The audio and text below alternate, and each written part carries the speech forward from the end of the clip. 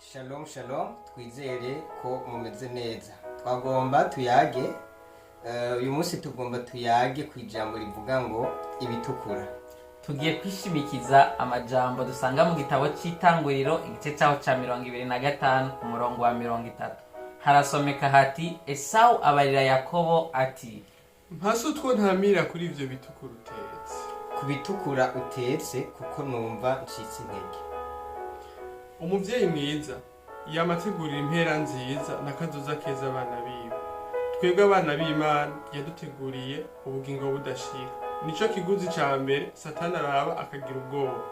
Mugabo naho biri uko hari igihe duhagarara mu nzira tugatesha umutwe n'akamanyu k'umutima. Uyu Yesayi twumvise yahagaritswe kuba samuragwa kubera agasosi gasa neza yari yabonye. Ntanze yari kumwica yari afise, mugabo yabonye ibitukura acaragwa hasi.